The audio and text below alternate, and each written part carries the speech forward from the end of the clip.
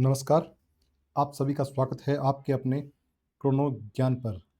और आज की हम जो खबर पढ़ने वाले हैं, आज की जो इम्पोर्टेंट न्यूज़ हमारे एग्ज़ाम पर्सपेक्टिव से जो महत्वपूर्ण खबरें हैं, वो है 6 से लेके 10 जनवरी तक की वर्ल्ड की और इंडिया की। इस वीडियो में हम विश्व की और भारत की खबरें पढ़ेंगे और एक नेक्स्ट वीडियो लेके आएँगे जिसमें 6 से 10 जनवरी तक की राजस्थान की खबरें पढ़ेंगे, जो एग्ज़ाम की दृष्टि से महत्वपूर्ण होगी। देखो हमने कौन-कौन सी खबरों को यहाँ पे लेके आए हैं, सबसे पहले उसको देख लेते हैं। सूर्यास्त्र रॉकेट सिस्टम, भारत ने एक रॉकेट सिस्टम इज़राइल के सहयोग से एक रॉकेट लॉन्चर है। ये दरअसल रॉकेट नहीं है, ये है रॉकेट लॉन्चर, जो रॉकेट को लॉन्च करता है, ठीक है? उसका नाम क्या है? सूर्यास्त्र। और किसके सहयोग से लेके आए हैं भारत ने? इज़राइल के सहयोग से।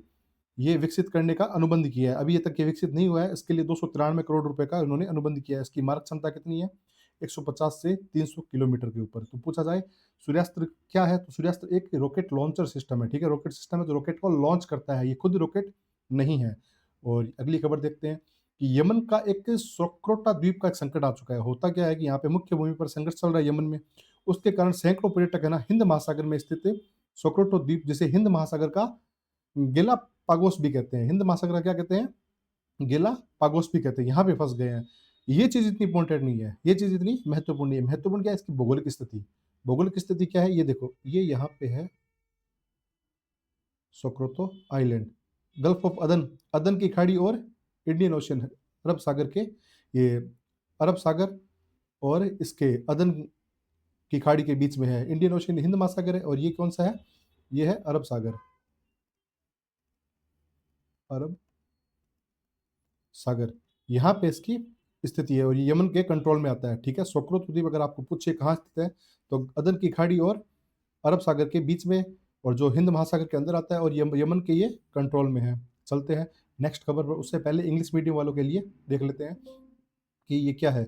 सूर्यास्त रॉकेट सिस्टम है, एज़ ऑलरेडी डिस्कस्ड कि Indian Army has signed 293 crore contract for the Suryastra long range rocket launcher. Rocket launcher है, इस बात का हमें ध्यान रखना है। और इसकी स्ट्राइकिंग रेंज कितनी है? 150 टू 300 किलोमीटर। और next news is Socotra island. Socotra island crisis हुए हैं। क्या है, क्या नहीं है, ये इतना इम्पोर्टेंट नहीं है, कॉन्टेक्स्ट इसका इतना इम्पोर्टेंट नहीं है, इम्पोर्टेंट है इसकी ज्योग्राफिकल लोकेशन। ये रही ज्योग्राफिकल लोकेशन। ये कहाँ सिचुएटेड है? गल्फ ऑफ अदन और ये अरब सी के, अरब सी, यहाँ इन दोनों के बीच में ये लोकेटेड है। तो near Gulf of Aden and the Arabian Sea, ये ज़्यादा महत्वपूर्ण है। और ये किसके कंट्रोल में है? ये यमन के कंट्रोल में है ये द्वीप। चलिए नेक्स्ट चलते हैं खबर पे। देखो, ये खबर है कि भारत जर्मनी की रणनीतिक साझेदारी। जर्मनी के जो चांसलर हैं फ्रेडरिक मेल्ज, ये आने वाले हैं भारत। जर्मन में जो जर्मन चांसलर है, सबसे बड़ी पोस्ट मानी जाती है जर्मन के चांसलर की। तो ये भारत आएँगे और भारत पे 12 और 13 जनवरी के 2 दिन का दौरा है इनका। और अहमदाबाद और बैंगलोर में इनका ठहराव होगा। अहमदाबाद मोदी जी लेके जाएँगे इनको अपने अहमदाबाद में। और बैंगलोर क्यों? क्योंकि बैंगलोर हमारा क्या है? हमारा एक प्रकार की सिलिकॉन वैली टाइप में है। हमारा जो टेक्नोलॉजिकल जो राजधानी है, वो कह सकते हैं हमारी, प्रौद्योगिकी की राजधानी राजधानी कह सकते हैं बैंगलोर को। तो वहाँ पे इनको लेके जाएँगे किसको? German chancellor. इनका नाम क्या है? Friedrich Merz. तो ये पर्सन इन न्यूज़ में ध्यान रखना कि जर्मन चांसलर का नाम क्या है? Friedrich Merz. और ये क्या करने वाले हैं, क्या नहीं करने वाले हैं, वो अभी तक जब करेंगे तब देखेंगे, ठीक है? इतना बात हमें ध्यान रखने के, आगे चलते हैं चलो। भारत अमेरिका व्यापार और रूसी तेल। अब अमेरिकी लिंडसे सीनेटर है, इनका नाम है लिंडसे ग्राहम। इन्होंने कहा है कि भारत ने अमेरिका सीमा शुल्क के कारण रूसी तेल की खरीद में काफ़ी कमी की है। अमेरिका क्या करता है? अमेरिका जो कहता है कि अगर वो रूस से कोई भी तेल या यूरेनियम का आयात करेगा तो उसे हम 500% उस पे टैरिफ लगा देंगे, 500% उस पे टैरिफ लगा देंगे। टैरिफ का मतलब है कि जो चीज़ें भारत से अमेरिका में जाएगी उस पे 5 गुना वो क्या लगा देंगे? 5 गुना उस पे लगा देंगे वो टैक्स। इसे टैरिफ कहा जाता है। और टैक्स लगाने के बाद हो जाएगा क्या कि भारत की चीज़ों की, वस्तुओं की कीमतें वहाँ पे अमेरिका बाज़ार में बढ़ जाएगी। और भारत की जो वस्तुओं की कीमतें अगर अमेरिका के बाज़ार में बढ़ेगी तो अमेरिका कोई भी व्यक्ति उसे क्यों लेगा? जो चीज़ अमेरिका वालों को अमेरिका में बनी हुई ₹100 मिल रही है और वो चीज़ भारत भले ही ₹50 में बना के भेजे, लेकिन 5 टाइम टैक्स हो जाएगा। ₹50 की चीज़ है, फिर उस पे 5 टाइम टैक्स लगा दिया तो ₹250। ये तो सिर्फ़ टैक्स है, उसके बाद ₹50 और, तो ₹300 की चीज़ कोई क्यों खरीदेगा? वही चीज़ उसे अमेरिका में ₹100 में मिल रही हो तो। तो इससे भारत को क्या होगा? नुकसान होगा। भारत को क्या नुकसान होगा? आर्थिक नुकसान होगा, भारत के सामानों की खपत कम होगी तो इससे रोज़गार घटेगा क्योंकि फिर कंपनी क्या करेगी? रिट्रेंचमेंट करेगी, छँटनी करेगी अपना घाटा बढ़ाने के लिए, तो रोज़गार की समस्या आएगी और फिर वही है मुद्रास्फीति और बेरोज़गारी की समस्या बढ़ेगी। तो ये कह रहे हैं कि भारत ने रूस से भारत के तेल का आयात कितना 18% से अधिक घट गया है, जबकि अमेरिका से आयात 62% बढ़ गया है। ये अमेरिका कहते हैं हमसे तो भारत ने आयात बढ़ा दिया है और रूस से घटा दिया है। किस कारण? हमारी जो हमने सैंक्शन लगाए हैं, जो टैरिफ लगाए हैं इस कारण। इस खबर को आगे थोड़ा विस्तार से पढ़ेंगे। अभी के लिए इतना ही। वेनेजुएला के राष्ट्रपति अमेरिकी गिरफ्तारी। देखो, वेनेजुएला के राष्ट्रपति कौन है? निकोलस मादुरो, जिसकी अभी गिरफ्तारी कर ली थी। किसने की थी? एफबीआई ने की थी, अमेरिका के बलों ने। फेडरल ड्रग तस्करी के आरोप में वेनेजुएला के राष्ट्रपति निकोलस मादुरो को गिरफ्तार कर लिया। इस कदम से वेनेजुएला के तेल क्षेत्र पर अमेरिकी नियंत्रण की संभावना बढ़ सकती है। देखो, ओवरऑल है ना, बात यही है कि अमेरिका को चाहिए था तेल। अमेरिका कंट्रोल चाहता है। वेनेजुएला अभी तक इस चीज़ का क्रूड ऑयल का एक बहुत बड़ा भंडार है, क्रूड ऑयल का। तो अमेरिका समहाउ कैसे ना कैसे करके एनी हाउ इस पे क्या करना चाहता था? कंट्रोल। और उसको बहाना मिल गया कि भाई यहाँ पे चाइना का और किसका, रशिया का इस पे वो प्रभाव बढ़ रहा है, तो ये हमारे जो मुंडो डॉक्ट्रिन है उसके खिलाफ है। तो जो हम लास्ट क्लास में डिस्कस कर चुके हैं, मुंडो डॉक्ट्रिन क्या था, उसके खिलाफ है। तो उसने यहाँ पे क्या कर दिया? निकोलस मादुरो को गिरफ्तार कर लिया। और उसका जो छुपा हुआ जो जो कहते थे ना, इसका जो छुपा हुआ जो मेन उसका मोटिव था ना, वो मोटिव क्या था? कि तेल के जो भंडार है, ये देखो दुनिया के सबसे बड़े तेल के भंडार है, जो लंबे समय तक भारत में जटिल रिफाइनरियों के लिए क्रूड स्रोतों के विविधता लाकर लाभकारी हो सकता है। इसीलिए तो क्रूड ऑयल पे कंट्रोल करने के लिए ही अमेरिका ने ये सारा सुहाग रचा है। कोई देखो, आप किसी देश में और किसी देश में क्या हो रहा है, इससे अमेरिका को क्या मतलब? आज पाकिस्तान में अमेरिका खुद सप्लाई करता है भारत के विरुद्ध। पाकिस्तान में हथियार सप्लाई करता है, तो क्या भारत अमेरिका पे आक्रमण कर दे? क्या भारत पाकिस्तान पे ऐसे आक्रमण कर दे कि भई आप हमारे खिलाफ ये चीज़ कर रहे हो, वो चीज़ कर रहे हो, या हम एक नया डॉक्ट्रिन बना दें? तो ऐसा पॉसिबल नहीं है। अमेरिका ताकतवर देश है, तो वो कुछ भी कर रहा है। ये गलती देखो, ख़ैर वो ताकतवर है और ताकत के आगे फिर क्या ही कह सकते हैं हम। अब इसी चीज़ को थोड़ा अंग्रेजी में देख लेते हैं कि India Germany strategic partnership, German chancellor हमने देख ही लिया। इनका नाम क्या है? फ्रेडरिक मर्च, बेल्ज है। ये आएंगे 12-13 जनवरी को। कहाँ? अहमदाबाद और बेंगलोर में जाएंगे। उनके बाद जो इनके 12-13 आने के बाद जो ये साइन करेंगे एमओयू, दोमोयू जो भी होगा, उसको हम तब देख लेंगे। अभी फिलहाल यही ध्यान रखना कि जर्मन चांसलर का नाम क्या है? फ्रेडरिक मर्च। और India US trade and Russian oil, मैंने बता ही दिया कि यूएस का जो सीनेटर है लिंडसे ग्राहम, ये कहता है कि हमने जब से भारत पर प्रतिबंध लगाने की धमकी दी है, जब से हमने सैंक्शंस या फिर जो टैरिफ हमने लगाने का जो सोचा है, उसके बाद रशियन ऑयल की क्या हो गई है? इम्पोर्ट हो गया। इंडिया में जो इम्पोर्ट है रशियन ऑयल का, वो कितने परसेंट घट गया है? 18% तक वो डाउन हो चुका है। और हमारा इम्पोर्ट, यूएस का इम्पोर्ट है जो इंडिया में 62% तक हाइक हो चुका है। उसके रीजंस मैंने आपको बता ही दिए। तो यूएस कैप्चर वेनेजुएला प्रेसिडेंट क्यों कैप्चर किया है? ताकि वो उसके वेनेजुएला के ऑयल सेक्टर पर सोल एक छत्र उस पे क्या कर सकते हैं? अपना कब्जा कर सके। और यह सबसे बड़ा, विश्व के सबसे बड़े, वर्ल्ड लार्जेस्ट रिजर्व्स है ऑयल के वेनेजुएला में। इतने अरब देशों में भी नहीं है जितने कहाँ पे है? वेनेजुएला में है ना? वेनेजुएला है ना, ये दक्षिण अफ्रीका, जैसे ये मान लो ये दक्षिण अमेरिका है। दक्षिण अमेरिका ये वाला देश है, यहाँ पे उत्तरी अमेरिका हो गया ऐसे करके, और इसके बीच में ये लैटिन अमेरिका वाले देश हो गए। तो ये वाला जो स्थान है ना, ये वेनेजुएला है। ये स्थान नहीं, ये देश, ये वेनेजुएला है और तेल का सबसे बड़ा भंडार है। चलिए आगे चलते हैं। इसको हमने इंग्लिश में भी देख लिया। भारत बांग्लादेश संबंध, देखो अभी क्या हुआ था, बांग्लादेश में एक घटना हुई थी कि हिंदू अल्पसंख्यकों को वहाँ पे चुन चुन के मारा जा रहा है। किसी को ब्लास्फेमी, यहाँ पे ब्लास्फेमी एक वर्ड है जिसका मतलब उनके धर्म के किसी ग्रंथ को या धर्म के किसी देवताओं को कुछ अपमान या कुछ गलत शब्द कह देना, जिसके विरोध में इन्होंने क्या किया है? ब्लास्फेमी के विरोध में इन्होंने एक हिंदू व्यक्ति को जिंदा जला दिया वहाँ पे। और ये घटनाएँ, 1-2 और घटनाएँ निरंतर आ रही थी। तो इसके विरोध में जो एक पाकिस्तानी प्लेयर है आईपीएल में आने वाले थे, तेज़ गेंदबाज है, इसका नाम है मुस्तफ़िज़ुर रहमान।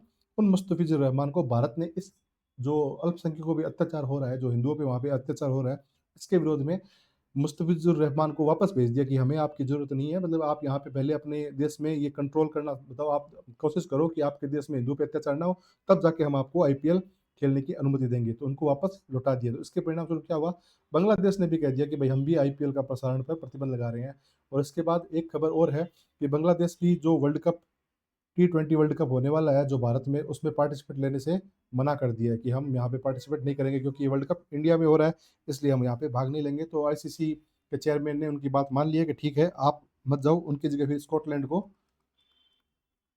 को टीम में शामिल स्कॉटलैंड को उस दल में शामिल कर लिया गया है बांग्लादेश की जगह। क्योंकि आईसीसी के प्रेसिडेंट एज यू नो जैसा है, तो उन्होंने कहा ठीक है भाई, एज यू विश, जैसी आपकी मर्जी, तो बांग्लादेश को बाहर निकाल दिया है।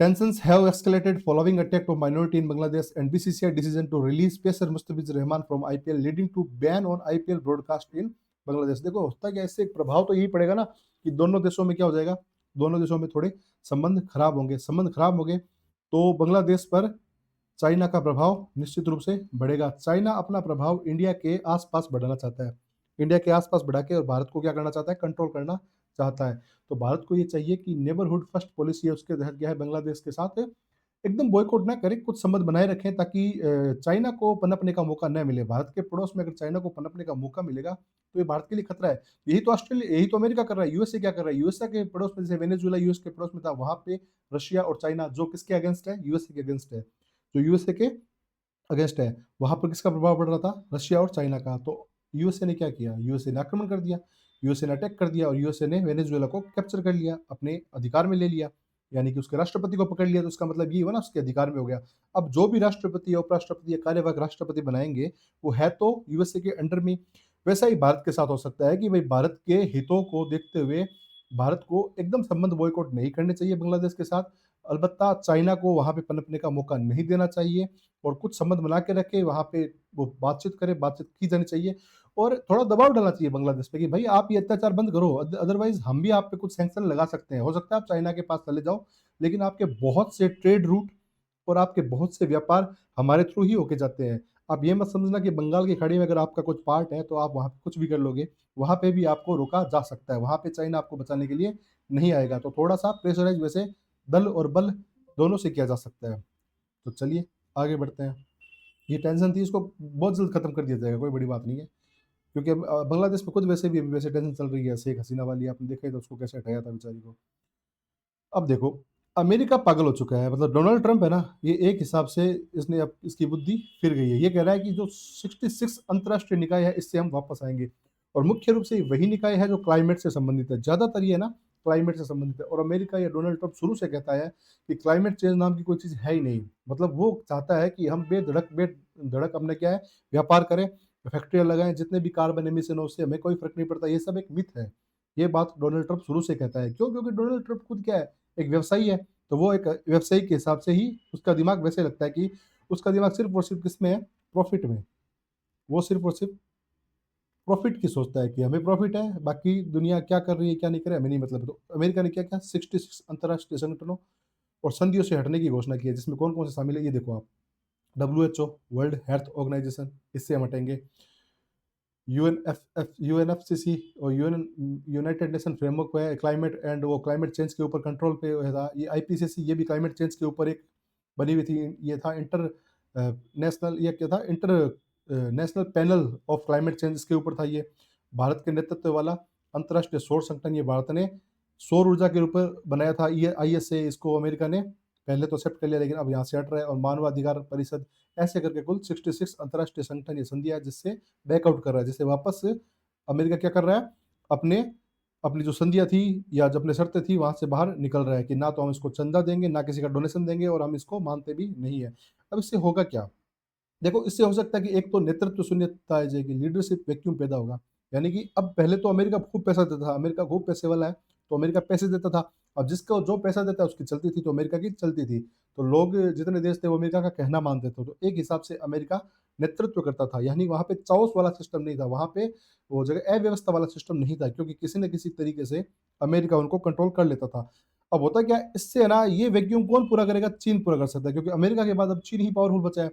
तो वो अपना हरित प्रौद्योगिकी, ग्रीन जो टेक्नोलॉजी है, उसकी आपूर्ति श्रृंखलाओं पर प्रभुत्व जमाकर इस नेतृत्व को बढ़ सकता है। अगर चाइना का नेतृत्व हो गया तो ये भारत के लिए भी बहुत बड़ा खतरा है, भारत के लिए ये खतरे की घंटी है। कि अगर चाइना का नेतृत्व इन संगठनों के ऊपर आता है तो ये भारत के लिए खतरे की घंटी है, क्योंकि चाइना फिर हमेशा, देखो चाइना हमेशा आक्रामक रवैया ही रहा है भारत के खिलाफ। आज भी वो अरुणाचल प्रदेश को भी चाइना का पार्ट मानता है, लद्दाख को भी उसने अपने अपने शामिल कर रखा है। कश्मीर का जो जो ऊपर वाला पार्ट है, जो चाइना के बॉर्डर से तिब्बत के बॉर्डर से जो टच है, उसको भी उसने क्या कर रखा है, कैप्चर कर रखा है, एक्साई चीन करके जो पार्ट है। तो चाइना हमेशा से ही भारत का विरोधी रहा है, और ये बात हमेशा ध्यान रखना, चाइना कभी भी भारत का सहयोगी नहीं हो सकता, क्योंकि पड़ोसी वो है, वो एक आक्रामक पड़ोसी है। वो आप किसी भी कीमत पर, आप चाहे कुछ भी कर लो उसके लिए, उसके पास ताकत है ना, तो वो आपको परेशान ही करता रहेगा। जब तक भारत खुद इतना इतना शक्तिशाली नहीं हो जाए कि चाइना को टक्कर दे सके, तब तक भारत चाहे किसी भी देश से संगठन कर ले, चाहे कुछ भी किसी से भी कोई भी यारी दोस्ती कर ले, वो उसका क्या करेंगे, सपोर्ट नहीं करेंगे।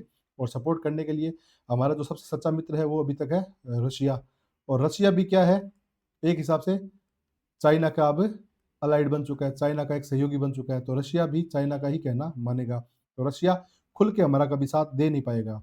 ये बातें हैं, चलो देखते हैं आगे क्या होता है। तो इसका अर्थ क्या है कि यूरोपीय संघ और जापान के साथ मजबूत जलवायु साझेदारी की तलाश करना है, कि आप अलग से यूरोपीय संघ के साथ अपने संबंध बनाओ। अगर मान लो इसमें चाइना का प्रभुत्व हो गया, तो आप भी इससे बैकआउट कर सकते हो, या फिर यूरोपीय संघ के साथ अलग और जापान के साथ अलग मजबूत साझेदारी की तलाश कर सकते हो। आप वहाँ पे आप अलग से अपने बायलैटरल संबंध भी बना सकते हो। अमेरिका वेनेजुला तनाव जो कि चल ही रहा है, इसमें क्या किया अमेरिका ने, एक रूसी झंडे वाले टैंकर को, मेरिनेरा, इसको क्या किया उन्होंने, जब्त कर लिया। इसका पूर्ण नाम क्या था, एम वी बेलावन। तो ये इंपॉर्टेंट है कि भाई एम वी बेलावन क्या है। पूछा जा सकता है कि प्रचलित करंट में जिस नाम का जिक्र किया गया एम वी बेला, ये प्रश्न आ सकता है, या मेरिनेरा क्या है। ये एक रूसी टैंकर है जिसपे रूस का झंडा लगा हुआ था, और वो कहाँ घूम रहा था, अटलांटिक महासागर में, नॉर्थ अटलांटिक सी में। ठीक है, ये जो अमेरिका है ना, उत्तरी अमेरिका, ये जो उत्तरी अमेरिका है ऐसे करके, ये जो अटलांटिक सी है, ये वाला सी है नॉर्थ अटलांटिक, और ये वाला सी है साउथ अटलांटिक, और यहाँ पे ये दक्षिण अमेरिका है। तो यहाँ पे कहीं घूम रहा होगा वो सिर्फ बेचारा, तो इसको इन्होंने कैप्चर कर लिया, जब्त कर लिया अमेरिका ने। उसका क्या नाम था, मेरिनेरा। मेरिनेरा का फॉर्मर जो पूर्व नाम क्या था, एम वी बेलावन। और इसके अलावा क्या, अमेरिकी सैन्य अभियानों के तहत वेनेजुएला के राष्ट्रपति निकोलस मादुरो को हिरासत में ले लिया। ये तो आपको पता ही है, अंतर्राष्ट्रीय कानून पर बहस छोड़ दिया। अब इसी को थोड़ा इंग्लिश में देख लेते हैं। Withdrawal from 66 international bodies. United States USA has decided to withdraw from 66 international organizations, which includes WHO, UNFCCC, IPCC, और इंडिया के खुद इंडिया का इनिशिएटिव था ISA, इंडियन सौर अलायंस, ये, और United Nation Human Right Council, इन सबको मिला के 66 ऐसे इंटरनेशनल बॉडी है जहाँ से चाइना बैकआउट, सॉरी, यूएसए क्या कर गया, विड्रॉल कर गया है कि हम यहाँ पे अब नहीं रहेंगे। तो इसका क्या हो सकता है कि यहाँ पे चाइना का क्या हो सकता है कि लीडरशिप हो सकती है। चाइना अपना लीडरशिप यहाँ पे अप्लाई कर सकता है, कैसे, ग्रीन टेक्नोलॉजी सप्लाई चेन के द्वारा, क्योंकि चाइना के पास इतनी टेक्नोलॉजी है, वो ग्रीन टेक्नोलॉजी के द्वारा भी ये पे कर सकता है। वो कह सकता है कि भाई देखो, हम कार्बन एमिशन नहीं करते, तो हम सोलर में भी हमारे पास बहुत सी ज़मीन है, तो ये काम हम करवा सकते हैं। तो वो इसके द्वारा वो क्या अपना नेतृत्व दे सकता है। इंडिया का मतलब है कि इंडिया के लिए है कि वो क्लाइमेट पार्टनरशिप करे यूरोपियन यूनियन के साथ, और जापान के साथ बायोलेटरल भी कर सकता है, या इनको अपने विश्वास में लेके चल सकता है इंडिया। यूएस वेनेजुला टेंशन तो हो चुका है, उसमें आपको बता ही दिया कि एक वो उन्होंने मेरिनेरा, जिसका फॉर्मर नेम क्या था, Bella, M V Bella one को इन्होंने क्या कर लिया, इसका जो फॉर्मर नेम है एम वी बेला वन, ये इसका क्या नाम है, इस फॉर्मर नेम, किसका, मेरिनेरा टैंक का फॉर्मर नेम था एम वी बेला वन। ये पूछा जा सकता है कि M V one Bella one हाल ही में चर्चा में था, ये क्या है। ये एक रूसी टैंकर था जो अटलांटिक महासागर में घूम रहा था, और उत्तरी अटलांटिक में, और अमेरिका ने उसको पकड़ लिया। आजा भाई, बिम्स्टेक कैंसर देखभाल कार्यक्रम। देखो बिम्स्टेक, ये जो बे ऑफ बंगाल के जो जितने भी आसपास के देश है ना, इनके लिए बनाया गया है बिम्स्टेक। ठीक है, इसमें कौन कौन से देश है, बांग्लादेश, भूटान, म्यांमार, श्रीलंका, थाईलैंड, नेपाल और भारत। ये जो बे ऑफ बंगाल है ना, इसके आसपास के सारे देश, भारत हो गया, बांग्लादेश हो गया, इधर भूटान हो गया, नेपाल हो गया है, और श्रीलंका भी हो गया, थाईलैंड, और कौन सा है, म्यांमार। ये सारे देश बिम्स्टेक के हैं। ये बे ऑफ बंगाल इनिशिएटिव है, कुछ साइंस और टेक्नोलॉजी का एक्सचेंज करके इनिशिएटिव है। इसके लिए इन देशों ने क्या किया, इसके लिए कैंसर देखभाल प्रशिक्षण का कार्यक्रम का दूसरा चरण शुरू किया गया है। यह कहाँ पे है, विशाखापत्तनम में। विशाखापत्तनम में बिम्स्टेक देशों का एक विशेष कैंसर देखभाल प्रशिक्षण है। भारत हमेशा क्या करता है कि हेल्थ की जो टूरिज़्म है उसको बढ़ाने की कोशिश करता है। भारत के पास फिलहाल एक ही चीज़ में भारत अव्वल है, चाइना के मुकाबले देखें तो हेल्थ टूरिज़्म में। तो वो हेल्थ को प्रमोट करता है। हेल्थ को प्रमोट करने के लिए उसने क्या किया है कि कैंसर प्रशिक्षण कार्यक्रम, कैंसर से कैसे देखभाल करनी है, कैसे उनका बचाव करना है, कैसे उनका उपचार किया जाना चाहिए, ये बिम्स्टेक देशों के लिए कहाँ पे है? विशाखापत्तनम में। क्यों? क्योंकि भारत अपनी नेबरहुड फर्स्ट, पड़ोसी पहले की नीति का महत्वपूर्ण हिस्सा है। ये भारत हमेशा कहता है हमारे लिए पड़ोसी सबसे पहले है, चाइना और पाकिस्तान को छोड़ दे तो। क्योंकि वो किसी के भी सगे नहीं है, अपने पिताजी के भी सगे नहीं है, क्योंकि पाकिस्तान का पिताजी कौन है? भारतीय है, भारत में से निकला है, तो वो अपने पिता के भी सगे नहीं है। और चीन और ताइवान पे तनाव, चीन हमेशा आक्रामक रहा है। चीन हर हर देश, जितने भी आस-पास देश है चीन के, चीन हमेशा वहाँ पे उनको कैप्चर करना चाहता है। तो चीन ने ताइवान के आंतरिक और शिक्षा मंत्रियों के प्रवेश पर प्रतिबंध लगा दिया है। उन पर ताइवान के स्वतंत्रता आंदोलन में शामिल होने का आरोप लगाया है। चीन कहता है कि भाई ताइवान एक छोटा-सा क्या कहते हैं वहाँ पे एक द्वीप है, जो चाइना के पास में है। इस पर चीन अपना दावा ठोकता है, लेकिन इसकी स्वतंत्र सरकार है, उसको ऑटोनॉमस अधिकार है, लेकिन चाइना कहता है ये हमारे अंडर में है, जो करो पर हमारे अंडर में करो, नाम हमारा ही रहेगा। तो इन्होंने कहा कि भई हम तो स्वतंत्र हैं, ये आंदोलन करते रहते हैं आए दिन ताइवान वाले। लेकिन चीन इसको अलग से देश नहीं मानता, और किसी भी देश, जो देश भी चीन को, इस ताइवान को अलग देश मानने की कोशिश करता है, चीन उसके साथ अपने सारे संबंध तोड़ लेता है, और उसके ऊपर एक प्रकार का, एक कहते हैं ना कि एक साइकोलॉजिकल वॉर छेड़ देता है वो। वो उस देश की साइटें हैक करना, क्योंकि टेक्नोलॉजी चीन की बहुत शानदार है, तो साइट्स हैक करना या फिर कैसे न कैसे करके उसको परेशान करता रहता है। डंपिंग के हिसाब से अपना माल डंप करा देगा किसी और कंट्री के थ्रू, जिस कंट्री के साथ उसके संबंध होंगे, सस्ते में बेच के, तो उस देश की अर्थव्यवस्था को तोड़ने का भी कोशिश करेगा। इसलिए ताइवान के ऊपर इन्होंने अपना कब्जा जमा रखा है। जर्मनी ने आधिकारिक तौर पर प्रशांत द्वीप के देश न्यू को मान्यता दी है। एक प्रशांत द्वीप है ना, प्रशांत सागर है, उसमें एक छोटा-सा द्वीप है न्यू, उसको आधिकारिक मान्यता जर्मनी ने दी है। जर्मनी कह रहा है ये भाई देश है, और उसके साथ उसने राजनयिक संबंध भी स्थापित किए हैं। न्यूजीलैंड के साथ मुक्त संघ फ्री एसोसिएशन है। ये जो न्यूजीलैंड है ना, ये ऑस्ट्रेलिया हो गया यहाँ पे, ऐसे करके प्रशांत महासागर में, और यहाँ पे नीचे न्यूजीलैंड है, ऐसे न्यूजीलैंड के कुछ द्वीप है, यहाँ पे आस-पास कोई न्यू द्वीप है, इसको जर्मनी ने क्या कर दे दिया है, मान्यता दे दी है, उसके साथ अपने राजनयिक संबंध स्थापित कर लिए हैं। अब आर्कटिक में शक्ति संघर्ष क्या है कि अमेरिका, देखो अमेरिका, मैंने बताया था डोनाल्ड ट्रंप पागल हो चुका है। डोनाल्ड ट्रंप क्या कर रहा है, ग्रीनलैंड को कह रहा है कि ग्रीनलैंड तो हमारा हिस्सा है। वो एक्चुअल में ग्रीनलैंड किसके पास है? ग्रीनलैंड है अपने डेनमार्क के पास। तो उसको हासिल करने की कोशिश कर रहा है ये अमेरिका क्यों कर रहा है? ग्रीनलैंड को वो क्यों हासिल करना चाहता है? क्योंकि ग्रीनलैंड में ना दुर्लभ पृथ्वी के खनिजों का भंडार है। यानी कि जो खनिज यूरेनियम या जो बहुत ही रेयर एलिमेंट्स है, वो ग्रीनलैंड में बहुत ही प्रचुर मात्रा में पाए जाते हैं।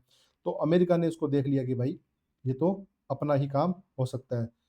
तो इसने क्या किया है, इस पे अपना दावा ठोक दिया कि ग्रीनलैंड भी हमारा है। कौन ठोक दिया दावा? अमेरिका ने। अब शक्तिशाली है, लेकिन डेनमार्क ने कहा कि नहीं भाई ऐसा नहीं चलेगा, ये देश हमारा है तो हमारे ही अंडर में रहेगा। तो पढ़ लेते हैं इसको कि अमेरिका ने ग्रीनलैंड को हासिल करने में फिर से रुचि दिखाई है। ग्रीनलैंड सामरिक दृष्टि से महत्वपूर्ण है, जीआईयूके गैप का हिस्सा है। जीआईयूके गैप क्या है? ग्रीनलैंड, आइसलैंड और यूके। ग्रीनलैंड, आइसलैंड और यूके का हिस्सा है, और दुर्लभ पृथ्वी खनिजों का एक बड़ा भंडार है ग्रीनलैंड। ठीक है? इसीलिए वो दवा ठोक रहा है। जहाँ-जहाँ अमेरिका को फ़ायदा है ना, वहाँ अमेरिका हमेशा दवा ठोकता है। जिस कंट्री में अमेरिका को कोई फ़ायदा नहीं दिखता, जहाँ पे उसे लगता है भुखमरी है, वहाँ अमेरिका कभी हमला नहीं करेगा। कभी भी वहाँ पे अमेरिका इंटरसेप्ट नहीं करेगा, या कोई भी हस्तक्षेप नहीं करेगा। अब ये देख लेते हैं इंग्लिश में। BIMSTEC cancer care programme, the second phase of specialised cancer care training programme for BIMSTEC countries. BIMSTEC country consist of Bangladesh, Bhutan, Myanmar, Sri Lanka, Thailand, Nepal and India.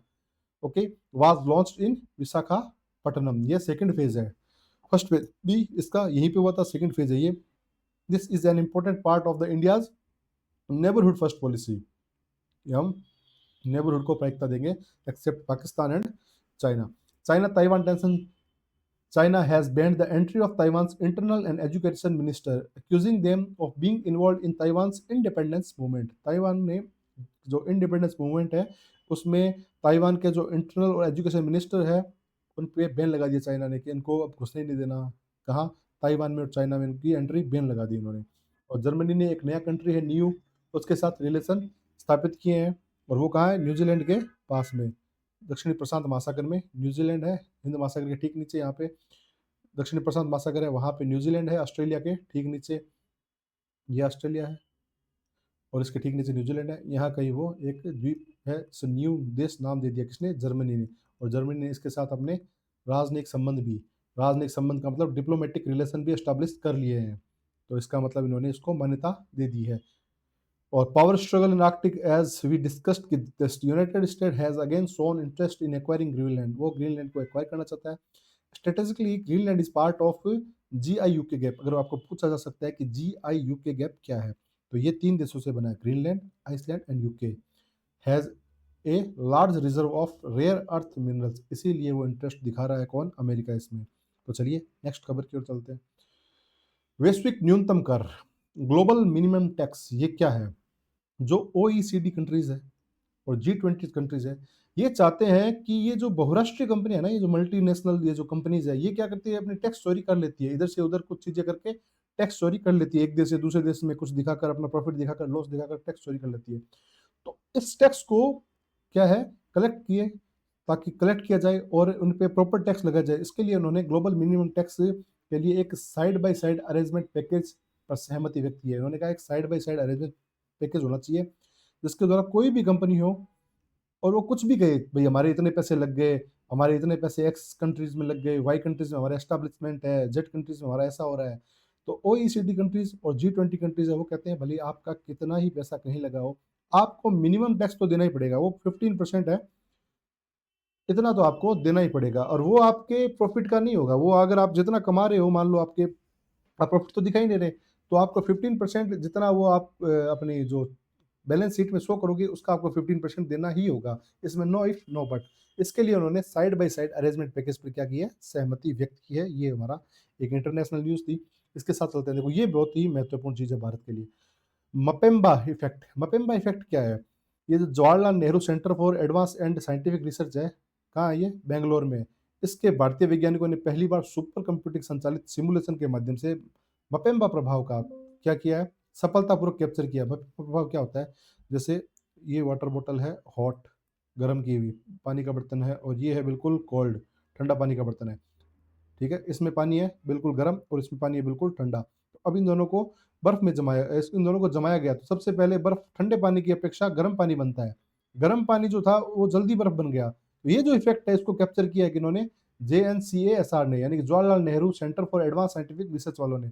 और इन्होंने, और इस प्रभाव को क्या कहते हैं? जो हॉट वाटर पहले फ्रीज हो जाता है, यानी कि गर्म पानी का ठंडे पानी की तुलना में तेजी से जमना, इस प्रभाव को क्या कहते हैं? मपेम्बा प्रभाव। मेंस में ये 2 नंबर, ये 5 नंबर का प्रश्न पूछा जा सकता है, मपेम्बा प्रभाव क्या है? RS वालों के लिए भी और स्टेट BCS वालों के लिए भी छोटा क्वेश्चन है, महत्वपूर्ण क्वेश्चन है कि मपेम्बा प्रभाव को बताओ। तो सबसे पहले आपको यही एज इट इज लिखनी है कि Jawaharlal Nehru centre for advance and scientific research के वैज्ञानिकों ने पहली बार सुपर कंप्यूटर संचालित सिमुलेशन के माध्यम से मपेम्बा प्रभाव का ठंडे पानी के प्रभाव है, उसको प्रभाव को लिख देना कि ठंडे पानी की तुलना में गर्म पानी का जल्दी से जमना का सफलतापूर्वक कैप्चर किया है। तो मपेम्बा, सिर्फ मपेम्बा प्रभाव पूछे तो ये वाली लाइन है, और फिर उसको आप बढ़ा चढ़ा के कुछ भी लिख सकते हो। तो मेन यही है मपेम्बा प्रभाव। और उसके बाद में आप एक्स्ट्रा में ये लिख देना कि ये अभी हाल ही इस संस्थान के वैज्ञानिकों ने सफलतापूर्वक कैप्चर किया है। कहाँ से कैप्चर किया? सुपर कंप्यूटिंग संचालित सिमुलेशन के माध्यम से। ये चीज भी लिखनी जरूरी है। देखो, पोपोकाटेपेटल ज्वालामुखी है, ये ज्योग्राफिकल दृष्टि से कि प्रश्न पूछा जा सकता है, पोपोकाटेपेटल ज्वालामुखी कहाँ पे है? तो ये कहाँ पे है? मैक्सिको में। मैक्सिको में है, जिसे एज़टेक भाषा में धूम्रपान पर्वत भी कहते हैं। धूम्रपान, स्मोकिंग जो कहते हैं ना, पर्वत, माउंटेन, स्मोकिंग माउंटेन भी कहा जाता है, कि अंदर की पहली 3D छवियां प्राप्त की है वैज्ञानिकों ने। पोपाकाटेपेटल 3D छवियां प्राप्त की है, ये ज़्यादा महत्वपूर्ण नहीं है। यह पूछा जा सकता है कि हाल ही में वैज्ञानिकों ने किस ज्वालामुखी की 3D छवियां प्राप्त की है? तो पोपोकाटेपेटल ज्वालामुखी कहाँ पे है? मैक्सिको में। और इसको क्या कहते हैं? धूम्रपान पर्वत भी कहा जाता है। तो ये चीज़ भी महत्वपूर्ण है। मैक्सिको अमेरिका के ठीक नीचे वाला, नॉर्थ उत्तरी अमेरिका के ठीक नीचे जो देश है, उसको मैक्सिको कहा जाता है। वहाँ पे भी अमेरिका ने अपना प्रभाव जमाया हुआ है, वहाँ पे भी अमेरिका अपनी पंचायती करता है। तो इंग्लिश में देख लेते हैं। Global minimum tax, the OECD G20 inclusive framework has agreed on a side by side arrangement package. ये किसके लिए है? Because to prevent tax evasion, जो टैक्स इवेजन मल्टीनेशनल कंपनीज करती है, वो इधर XYZ कंट्रीज में अपना प्रॉफिट लॉस दिखा के, तो उसको काउंटर करने के लिए इन्होंने मिनिमम ग्लोबल टैक्स का एक मिनिमम ग्लोबल मिनिमम टैक्स का, जीएमटी का उन्होंने एक प्रस्ताव रखा है कि side by side arrangement package होगा। इस पर उन्होंने सहमति व्यक्त की है और ये लागू भी कर देंगे कि इतना तो आपको देना ही पड़ेगा। ये 15% 10% है, कुछ भी हो सकता है। ये तो मैंने आपको समझाने के लिए बताया। और मपेम्बा इफेक्ट बता ही दिया कि hot water freezing faster than cold water. ये वो इफेक्ट होता है जिसमें हम गर्म पानी होता है ना, हॉट वाटर, वो कोल्ड वाटर की तुलना में ज़्यादा जल्दी फ्रीज हो जाता है। इसी इफेक्ट को मपेम्बा इफेक्ट कहते हैं। और इसको इंडियन साइंटिस्ट है जो JNCAR के है, Jawaharlal Nehru centre for advance and scientific research के हैं, इन्होंने इसको सुपर कंप्यूटिंग पावर्ड सिमुलेशन के माध्यम से इसको प्रूव किया है, इसको कैप्चर किया है। और पोपोकेटेपेटल वोल्केनो मैंने आपको बता ही दिया कहाँ पे है, ये है मैक्सिको में। और इसको स्मोकिंग माउंटेन भी कहा जाता है। और इसकी जो 3D इमेज है, ये वैज्ञानिकों को सबसे पहले इंटरनल 3D इमेज कि अंदर से देखो, ऐसा कोई ज्वालामुखी होगा, यहाँ से ज्वालामुखी बट रहा होगा, इसके अंदर क्या है, तो अंदर उनको 3D इमेज मिल गई कि अच्छा यहाँ पे ऐसा हो सकता है, यहाँ पे ऐसा हो सकता है, यहाँ पे बहुत सारे कुछ भी हो सकता है, मतलब दहकने वाली कुछ चीज़ें होगी जो पृथ्वी के, जो कहते हैं ना कि प्लेटों के संचालन के कारण ये ज्वालामुखी उत्पन्न होते हैं कि एक प्लेट ऊपर गई, दो प्लेट नीचे गई, फिर दोनों आपस में भिड़ी, तो यहाँ से फिर जो नीचे लावा था वो लावा ऊपर आके ज्वालामुखी के रूप में फटता है। ऐसा कुछ हम उसमें पढ़ते हैं, किसमें, ज्योग्राफी में। चलिए आगे चलते हैं। भारत ऊर्जा सप्ताह, इंडियन एनर्जी वीक 2026, ये कहाँ पे होगा, 27 से 30 जनवरी तक गोवा में आयोजित किया जाएगा। और इसमें 120 से अधिक देश के प्रतिनिधि भाग लेंगे। तो सिर्फ ये प्लेस याद रखना, कहाँ हो रहा है, गोवा में। कब से, 27 से 30 जनवरी में। जनवरी में आयोजित हो रहा है और गोवा में आयोजित हो रहा है, ठीक है। अब देखो ईरान में क्या हुआ है अभी। ईरान में एक बहुत ही, जो कहते हैं ना, एक हलचल मची हुई है। क्या हलचल मची हुई है कि ईरान में देखो आर्थिक संकट, मुद्रास्फीति है 42.2%, और ईंधन की कीमतों में वृद्धि पर राजनीतिक दमन के कारण ईरान में बड़े पैमाने पर राष्ट्रव्यापी विरोध प्रदर्शन हो रहा है। ईरान में अगर आप एक केला भी लेने जा रहे हो तो मुद्रास्फीति इतनी बढ़ गई है कि एक केले के लिए आपको लाखों रुपए देने पड़ रहे हैं। बोरे भर भर के लेके जा रहे हो पैसे, तो भी आपको एक केला प्राप्त नहीं हो रहा है। या एक कोई भी खाने की चीज, ब्रेड बटर या कुछ भी लेने जा रहे हो, तो उसका मतलब, मुद्रास्फीति का मतलब है कि वस्तुओं की कीमतों में इतना अधिक उछाल हो गया है कि लोग वहां पे आंदोलन करने पर मजबूर हो चुके हैं। आर्थिक संकट है और ईंधन की कीमतों में भी वृद्धि है।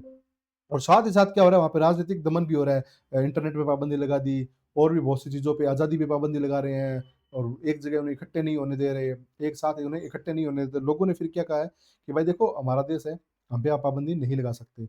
तो अधिकारियों ने इंटरनेट सेवा को भी पूरी तरह बंद कर दिया है। अब होता क्या है, इससे भारत पे क्या प्रभाव पड़ेगा, भारत पे क्या प्रभाव पड़ेगा। देखो, भारत ने वहाँ पे एक चाबहार पोर्ट विकसित किया है, ताकि वो उस पोर्ट से जो मध्य, जो एशिया के देश है, वहाँ पे जाके उज्बेकिस्तान और जितने भी मध्य एशिया के देश और रशिया के पास जाके अपना माल सप्लाई कर सके। क्योंकि यहाँ तो पाकिस्तान है, और पाकिस्तान के बीच में से पहले जा नहीं सकता, क्योंकि भारत का जो नक्शा है ना, ऐसे,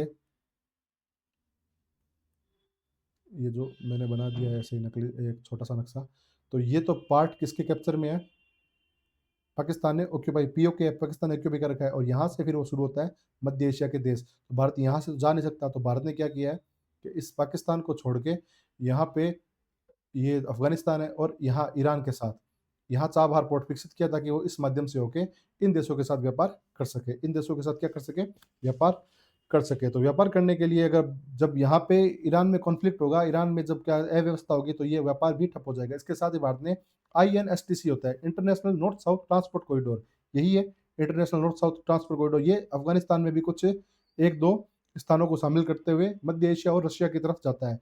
ये भी क्या हो जाएंगे, बाधित हो जाएंगे। तो भारत के लिए क्या होगा, व्यापार बाधित होगा, तो हमें आर्थिक नुकसान होने की भी संभावना है। और दूसरा क्या है कि ईरान का अटॉर्नी जनरल है, उसने चेतावनी दी है कि हम आप पे मुहारेबे, ईश्वर के शत्रु के रूप में आरोप लगाए देंगे, जो मृत्युदंड के योग्य अपराध है। अगर आप नहीं मानोगे, अगर आप ऐसे ही करते रहोगे, ऐसे ही आंदोलन करते रहोगे, आगजनी करते रहोगे, तो हम आप पे मुहारेबे लगा देंगे। मुहारेबे का मतलब है ईश्वर के शत्रु। तो वो वहाँ पे कुल मिला के ईरान में जनता को बुरी तरह दबाया जा रहा है। और ईरान में लोग अब खुल के इस्लाम का भी विरोध करने लग गए। पता नहीं क्यों उन्होंने ऐसा लग गया कि भाई हम, हमारे ऊपर आप है ना धर्म का विरोध करेंगे, तो आप हमें पे, हमारे ऊपर धार्मिक भावनाएं थोपो मत। हम अपने आप अपने धर्म अपना लेंगे, हम धर्म अपने आप से हिसाब करेंगे, अपने हिसाब से धर्म को क्या है मानेंगे, तो आप हमारे ऊपर धर्म को थोपो मत। तो ऐसी भी एक धार्मिक भावनाओं की चिंगारी वहाँ पे छिड़ चुकी है, लेकिन अभी तक ये शांत नहीं हुई है। देखते हैं आगे क्या होता है। भ्रष्टाचार के बड़े मामले, देखो, मलेशिया में पूर्व सेना प्रमुख और नाइजीरिया में पूर्व न्याय मंत्री को भ्रष्टाचार और मनी लॉन्ड्रिंग के मामले में जमानत दे दी गई है। ये तो कोई खास न्यूज़ है नहीं, बस ऐसा ही है कि दे दी। इंग्लिश में देख लेते हैं। इंडिया एनर्जी वीक कब ऑर्गेनाइज होगा? 27 से 30 जनवरी के बीच। और कहाँ पे? गोवा में। 120 कंट्रीज यहाँ पे पार्टिसिपेट करेंगे। Protest in Iran, large scale nation wide protest are occurring in Iran due to economic crisis, inflation और rising fuel prices and political repression होता है। कहाँ कहीं भी हुआ है तो हमेशा जनता फिर क्या करती है? उसका प्रतिकार करती है, उसका reaction. Every reaction has a equal and opposite reaction, ये न्यूटन का थर्ड लॉ है। तो ये थर्ड लॉ हर जगह लागू होता है। जनता पे भी आप ऑप्रेस करोगे, उस पर एक्शन लोगे तो आपको रिएक्शन देखने को मिलेगा। अभी नेपाल में भी ऐसा हुआ था। Authorities completely shut down the internet service. इन्होंने देखो क्या किया कि इंटरनेट सर्विस तो शट डाउन कर दी, लेकिन अपने जो आदमी है, सरकारी आदमी और जो राजनेता है, उन सबको एक व्हाइट सिम दे दी। उस व्हाइट सिम में क्या इंटरनेट चलता है। तो लोगों को जैसे ही पता लगा कि इनको ऐसे व्हाइट सिम दे दी गई है, तो लोगों ने फिर यहाँ पे आंदोलन करना और शुरू हो गया। आंदोलन और उग्र हो गया, आगजनी हो गई और लोगों ने आग लगाना, तोड़ फोड़ शुरू भी कर दी। इससे इम्पैक्ट इंडिया पे क्या इम्पैक्ट पड़ेगा कि due to the instability there are uncertainties surrounding the operation of Chabahar port and on the international north south transport corridor route. यहाँ पे प्रभाव पड़ेगा तो इंडिया को इकोनॉमिक लॉस होने की पूरी पूरी संभावना है। तो चाहते हैं कि ये कॉन्फ्लिक्ट है, ये जो भी है, जब जल्दी से जल्दी क्या हो जाए, शांत हो जाए। अटॉर्नी जनरल ने वार्न कर दिया है, protester will be charge with मोहारेबे एनिमीज ऑफ गॉड, कि अगर आप ऐसा करोगे तो आपको ईश्वर का शत्रु माना जाएगा, एनिमीज ऑफ गॉड माना जाएगा, और ये क्राइम पनिशेबल बाई डेथ है। यहाँ तक आपको डेथ सेंटेंस भी दी जा सकती है। Major corruption case not so important, तो लेट्स मूव टू आगे। ये देखो, ये जो और मैं आपको बता रहा था कि रशिया के ऊपर अमेरिका ने कहा कि जो भी रशिया से कोई इंपोर्ट करेगा उसके ऊपर हम 500% टैरिफ लगाएंगे। देखो यूएसए चला कितना है, यूएसए पैसा, जिसके पास पैसा आना वो अपने कितनी नादिरशाही करता है। नादिरशाही करने का एग्जांपल बताता हूँ, देखो आपको, इसमें नहीं लिखा मैंने लेकिन आपको बताता हूँ। यूएसए खुद अपना यूरेनियम यूएसए खुद अपना यूरेनियम कहाँ से इंपोर्ट करता है? रूस से इंपोर्ट करता है यूरेनियम, और अभी भी कर रहा है। ये 500% टैरिफ लगाने के बाद भी कर रहा है, और ये इनका पैक्ट है, इनका समझौता है 2028 तक, 2028 ईस्वी तक ये करेगा। तो इसका मतलब गुरुजी तो गुड़ खाए और चेलों को क्या कहे? गुलगुलों से कहे। गुरुजी तो क्या खाए? गुड़, और गुलगुलों से क्या करे? परहेज करने को कहे। तो ये बात वही होगी कि यूएस से खुद तो यूरेनियम ले रहा है रूस से 2028 ईस्वी तक ये लेगा, और उसके बाद भी।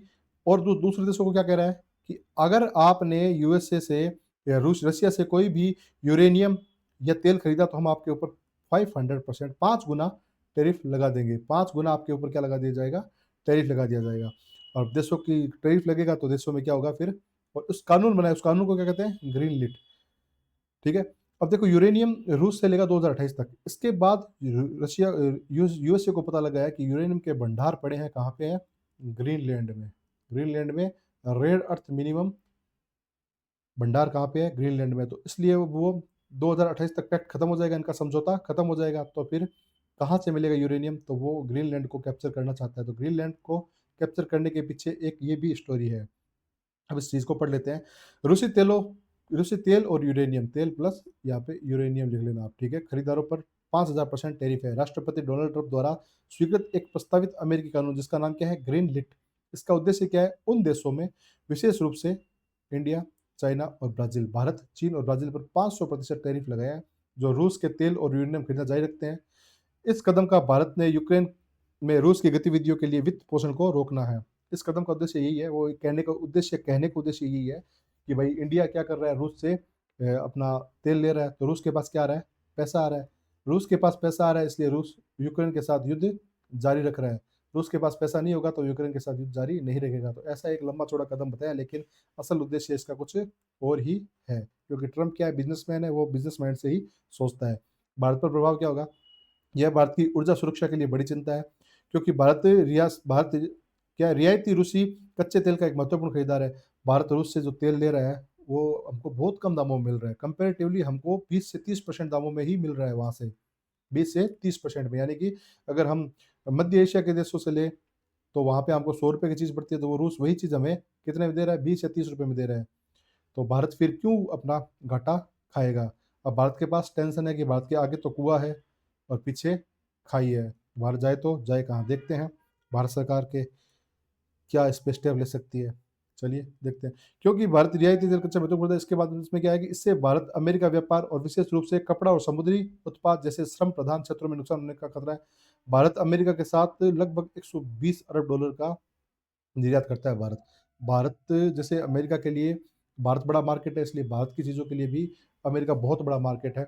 भारत कुछ चीज़ें हैं जो मेन रूप से क्या होते हैं, समुद्री उत्पाद और कपड़ा है जो अमेरिका में निर्यात करता है, तो उसको लेकर बहुत बड़ा खतरा हो सकता है।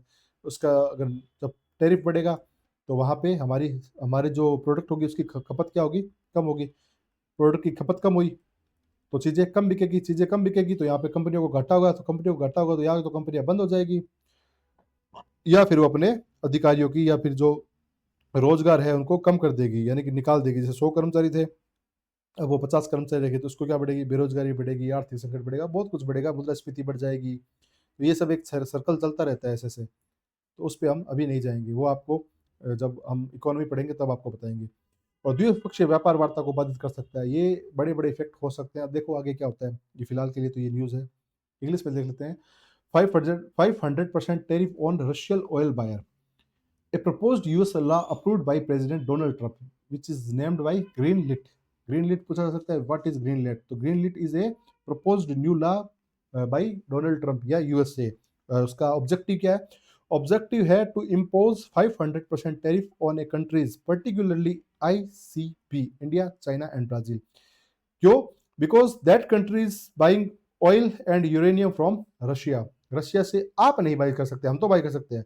यूएसए खुद यूरेनियम ले रहा है, कहां से? रशिया से। आप नहीं खरीदोगे, हम तो खरीद सकते हैं, हम भाई बड़े बाप के बेटे हैं, हम तो लेंगे, हमारे पास पैसे हैं, आप नहीं ले सकते। तो गरीब का कोई नहीं होता, इसलिए इनके ऊपर उन्होंने इम्पोज कर दिया 500% टैरिफ।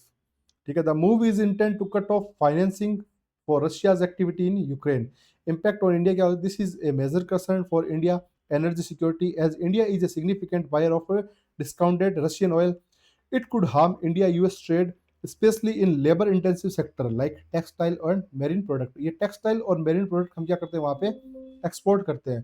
तो इससे हमको क्या हो सकता है, इंडियन जो टेक्सटाइल्स इंडस्ट्री है और मेरीन प्रोडक्ट इंडस्ट्री है उसको हार्म होगा और उनका डिक्लाइन होगा तो फिर एक वो विशियस साइकिल चल जाएगा, बेरोजगारी, इन्फ्लेशन, आर्थिक मंदी, बेरोजगारी, ये एक साइकिल चल पड़ेगा और वो फिर एक बहुत ही भयानक रूप ले सकता है। वो फिर एक एजिटेशन के रूप में वो एक ईरान की तरह भी एक पंगा हो सकता है हमारे यहाँ पे। It could put nearly 120 billion 12 billion of India's export to the US. 12 billion है, 120 बिलियन है, 12 बिलियन हो गया, 100 अरब डॉलर हो गया। Export to the US at risk and disturb bilateral trade negotiations. इसको डिस्टर्ब किया जा हो सकते हैं ये, और हो भी रहे हैं। इंडिया ने अब कुछ हद तक इंडिया ने मान भी लिया है। इंडिया कुछ अब इंपोर्ट क्या कर रही है, रशिया से कम कर रही है, जबकि रशिया हमारा शुरू से ही एक सच्चा मित्र रहा है, ट्रू फ्रेंड कह सकते हैं ना जिसको, ट्रू फ्रेंड। अमेरिका कभी भी ट्रू फ्रेंड नहीं रहा इंडिया का, लेकिन रशिया हमेशा से हमारा ट्रू फ्रेंड रहा है। लेकिन फिर भी अमेरिका के दबाव में हमें अपना अपना नुकसान उठा के हमें रशिया से इम्पोर्ट कम करना पड़ रहा है, और इसीलिए उसने वेनेजुएला पे कब्जा कर लिया ताकि वो जो ऑयल यहाँ से हम जितनी खपत कर रहे हैं, हम मांगेंगे भाई आपसे, हम यूएसए को बोलेंगे हम आपसे तेल ले तो ले, लेकिन आपके पास है काम, फिर यूएसए कहेगा ये देखो वेनेजुएला के भंडार मेरे तो है, लो मैं देता हूँ आपको, और अधिक दाम में बेचेगा हमें। मतलब हमें मजबूर करके हमसे अधिक दामों में तेल खरीदाने को मजबूर किया जा सकता है, ये कर रहा है यूएसए। तो यूएसए बहुत खतरनाक चीज़ है, हमारा दोस्त कभी था ही नहीं, वो ना कभी हो सकता है। यूरोपीय संघ परिषद की अध्यक्षता, देखो यूरोपीय संघ परिषद है ना, इसकी अध्यक्षता रोटेशन वाइज चलती है। ऐसे पहले ये कंट्री बन जाएगा, फिर ये, फिर ये, फिर ये, कोई भी ऐसे रोटेशन वाइज उनकी क्या चलती है, अध्यक्षता चलती है। तो ग्रीक साइप्रस प्रशासन ने 8 जनवरी को आधिकारिक तौर पर यूरोपीय संघ परिषद की घूर्णन अध्यक्षता, जिसको कहते हैं रोटेटिंग प्रेसिडेंसी, ग्रहण की है। किसने की है? ग्रीक साइप्रस प्रशासन, ये कंट्री है, इसने की है। इसका उद्घाटन समारोह निकोशिया में हुआ। ये इतना इंपॉर्टेंट नहीं है, लेकिन हमें ध्यान रखना है कि अभी ग्रीक साइप्रस यूरोपीय संघ का क्या है, अध्यक्ष है वर्तमान में। वेनेजुएला संकट हमने देख लिया। अमेरिकी सेना द्वारा वेनेजुएला राष्ट्रपति निकोलस मादुरो को हालिया गिरफ्तारी में प्रकाश डाला गया, जबकि वेनेजुएला की सरकारी तेल कंपनी ने PDVSA ने शेवरॉन के समान वाणिज्यिक सेवाओं के तहत तेल की बिक्री के संबंध में अमेरिका के साथ बातचीत जारी रखी है। तो ओवरऑल हम यही तो कह रहे हैं कि वेनेजुएला का कैप्चर, निकोलस मादुरो को पकड़ना, सिर्फ और सिर्फ एक ही चीज है कि तेल के भंडार यूएसए के हाथ लग जाए। यूएसए के हाथ में क्या लग जाए? तेल के भंडार, बस उसे और कुछ नहीं चाहिए। कोई फिर वो निकोलस मादुरो विकोलस मादुरो को कोई कुछ नहीं समझता, वो उनको हो सकता है इनको फांसी की सजा देके इनको मरवा भी दे वो।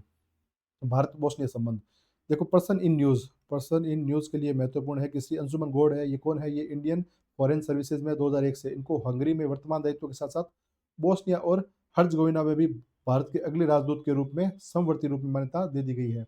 ये बोस्निया और हर्जगोविना का यूरोपियन कंट्रीज है, ये यूरोपियन कंट्रीज है।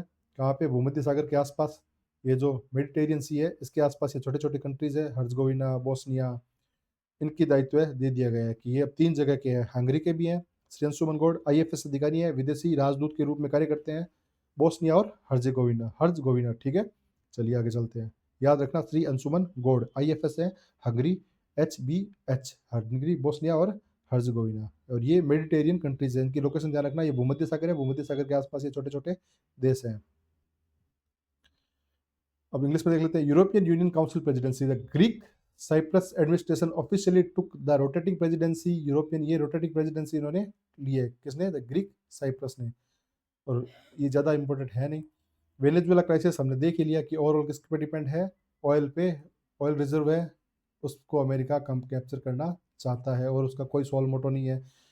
और इंडिया बोस्निया मैंने आपको बता दिया, मिस्टर अंशुमान गौड़ आईएफएस हैं, और ये हंगरी के तो है ही हैं। हंगरी के साथ साथ इनको एक्स्ट्रा प्रभार, जो अतिरिक्त प्रभार दे दिया गया, कहाँ कहाँ? बोस्निया और हर्जगोविना का, हंगरी के साथ साथ। चलिए आगे चलते हैं। सीरिया, अलेप्पो में सीरिया एक हुआ क्या? देखो, सीरिया में हमेशा चलता रहता है कॉन्फ्लिक्ट, किसके बीच में? सीरिया की जो सरकारी बल है और एक कुर्द लड़ाके, कुर्द लड़ाकों को कहा जाता है एसडीएफ, सीरियन डेमोक्रेटिक फोर्सेस, इनके बीच में आपस में झड़प होती रहती है। जैसे ये सीरिया है ना, तो सीरिया के जो उत्तरी भाग में यहाँ पे आसपास जितने भी एक दो और कंट्रीज को मिला के यहाँ पे रहते हैं कुर्द, और यहाँ पे क्या रहते हैं? कुर्द रहते हैं।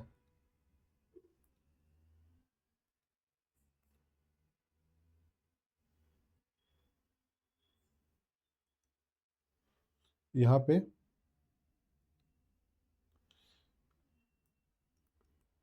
कुर्द रहता है। ये कुर्द एक जनजाति है सीरिया की। इस इन कुर्दों को क्या किया जाता है? यहाँ पे ओप्रेस्ट किया जाता है, सीरिया के द्वारा ओप्रेस्ट, यानी इनको दबाया जाता है, तो इसके विरोध में ये हमेशा खड़े हो गए। तो ये हमेशा इनका संघर्ष चलता आ रहा है।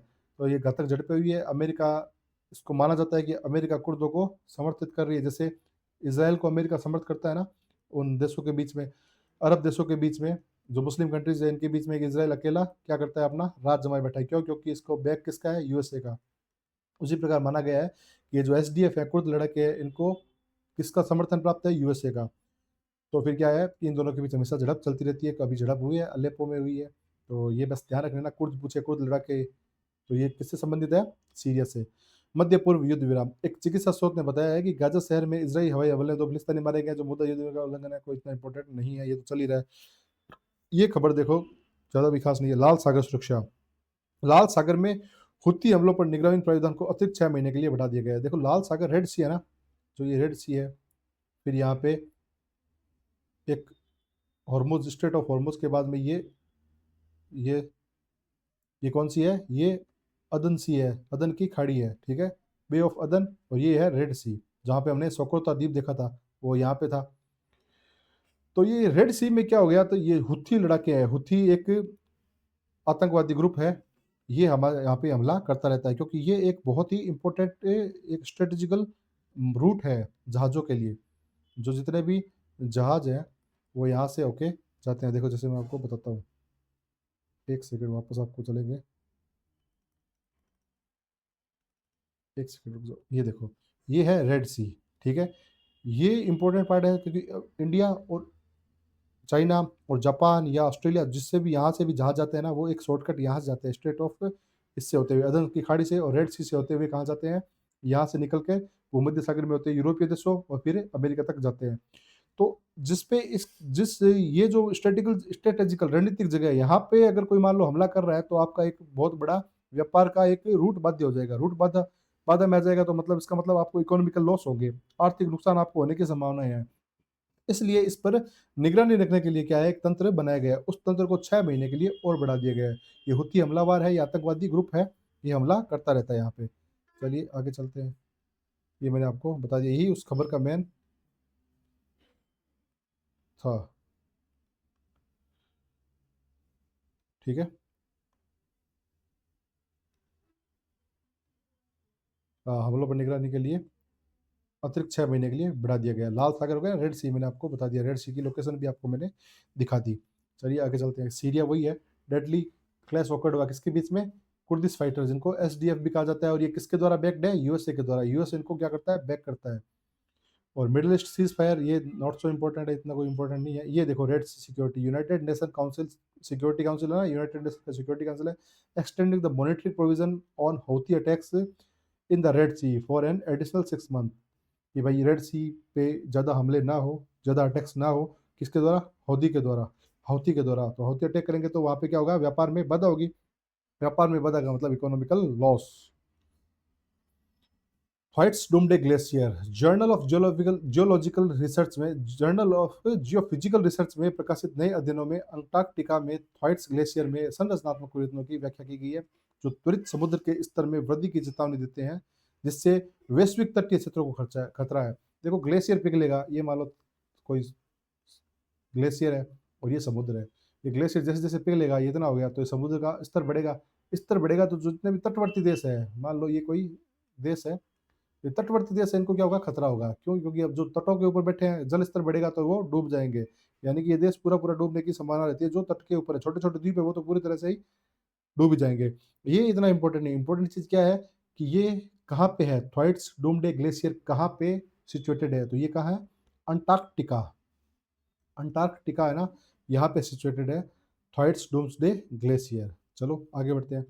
व्हाइट ड्वार्फ, जिसको सफेद बोना तारा भी कहते हैं, इसकी खोज नासा के IXPE एक मिशन है, जिसको कहते हैं imaging X-ray polarimeter explorer. Imaging X-ray polarimeter explorer ने सफेद बोने प्रणालियों पर नया डेटा प्रदान किया है, विशेष रूप से चरम पदार्थ, जिसको कहते हैं एक्सट्रीमीटर के सिद्धांतों का परीक्षण करने के लिए तारा EX हाइड्रे से एक्स रे ध्रुवीकरण का अध्ययन किया गया। ठीक है, ये खबर आप सिंपल पढ़ लो, इसमें कुछ नहीं है, कि ये ध्यान रखना नासा का मिशन है IXPE, और इसने एक व्हाइट ड्वार्फ की खोज की है, इसका नाम क्या है? EX हाइड्रे। ठीक है, IXPE किसका है? नासा का, और इसने EX हाइड्रे नाम से एक तारे की खोज की है, इसका अध्ययन किया है। ठीक है, ग्रीनलैंड विनय प्रतलवा, यही है ग्रीनलैंड वाली खबर, आपको मैं बता चुका हूँ कि ग्रीनलैंड के विलय पर धमकियों के बाद अमेरिका और डेनमार्क के बीच तनाव बढ़ गया। डेनमार्क का ये है, डेनमार्क का आधिकारिक तौर पे ग्रीनलैंड है डेनमार्क का, और डेनमार्क का है, लेकिन अमेरिका इस पे अधिकार करना चाहता है, क्योंकि अमेरिका ताकतवर है, खुद को कहता है कि ये हमारे पास है। जैसे मैंने बताया था ना, ये अमेरिका है मान लो,